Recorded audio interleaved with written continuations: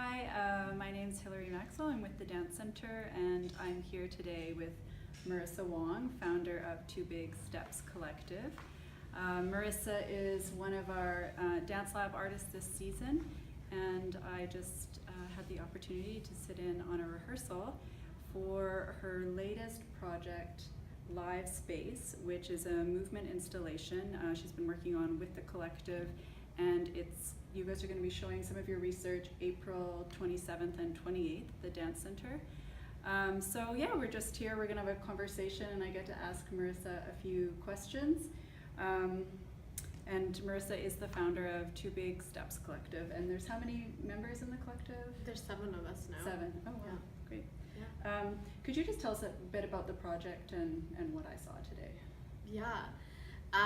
So we're working with Facebook Live to create projections that are on top of the dancers. So we're working around this idea of what's the lens of technology and how it changes how we view our experiences. We have a lot of tech involved. We have a recording laptop and then one that's also projecting from the projector. And so there's about a 20-second delay between what the live stream actually is and what is happening on Facebook Live. Within that 20 seconds, it creates this delayed loop, which we're playing around with the dancers and in terms of movement. Okay. Yeah. So it's quite an interactive piece. Yeah. In many different ways. How do you interact with your viewers after it's been streamed live? Totally. So we're using both the Marcus and Zygar studio to create this installation upstairs. So it will be an interactive, or at least immersive, installation where the audience members make choices that will decide how they view this piece. One other element which is specific and different for us that we're working with in this project is the ability to watch it from your home. Okay. So you also will have the capacity to like our Facebook page and then view the live stream from there. And so we get to connect with our audiences that are across the globe, which is really nice.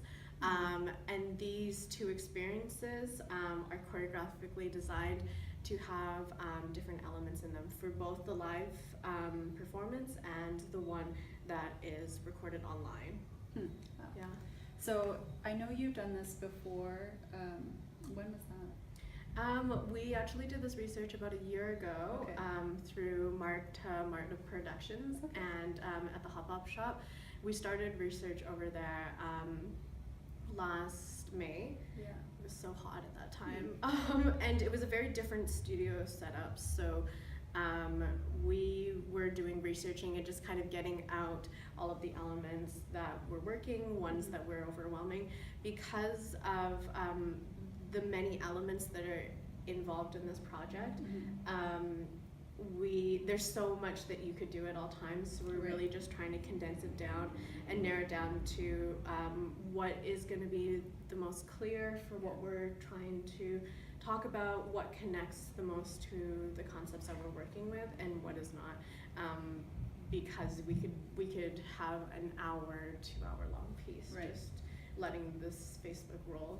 Yeah. So for the showings on the 27th and 28th, you said that there's going to be sort of the real-time dance that's happening in one studio, and then in the other studio, it's what's being shown live on Facebook. So if you could just walk us through what audience members could experience. Could they come into both studios? They could and just move freely? Yeah.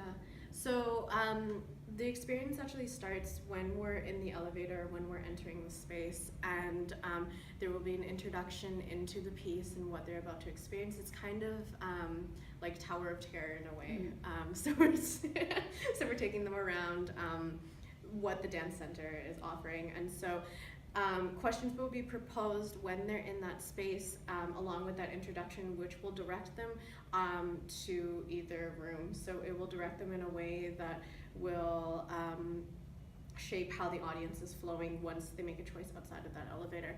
And by making that choice, that will lead them to viewing the piece in a certain way.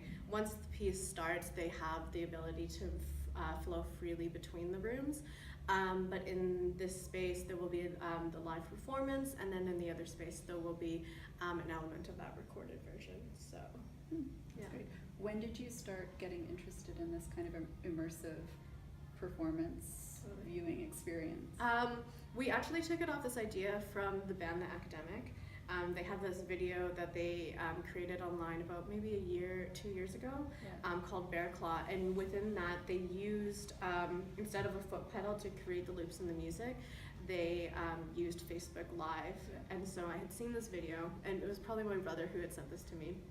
And I was watching this video, and it was really interesting, and I started to get the idea of how we could involve this in a movement practice and create dance as a way to also discuss and talk about how we're using technology. And technology seems to be this really exciting topic that's happening these days, about how we're involved with it and how reliant we are. And we're using this more of a way to kind of curate this lens of how we're viewing art specifically, but also these experiences. So, you know, when you're at a concert and everyone's kind of recording it on their phones versus actually being immersed in the concert, we're working around with these ideas and concepts of how that changes the way that we have these very present experiences with this idea of technology involved. Yeah, that's cool. Yeah, it was interesting watching how, so I'm seeing the dance in real time, and then seeing it through either projected or you're also videoing it through your, was it just through your, or you were showing it also through your computer, I guess? Yeah, so the projections, so basically what's happening is we have one laptop that's actually recording, and then the projections are the one who's watching the Facebook Live.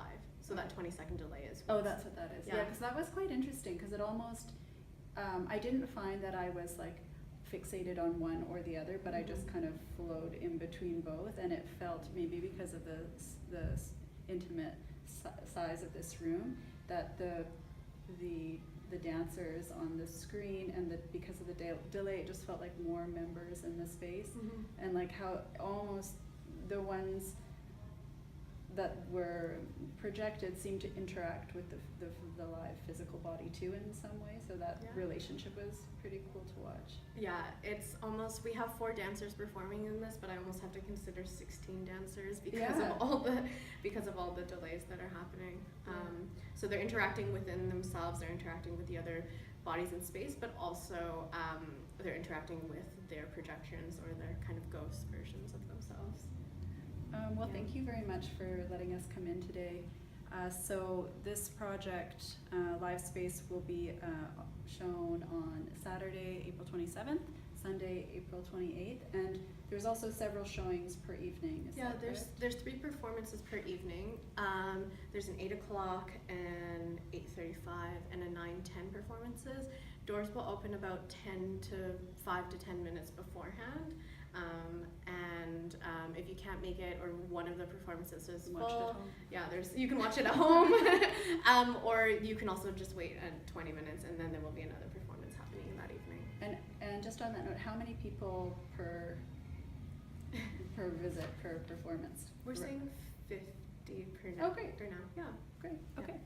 Lots of opportunities to see it. Thank you. Yeah. Thank you.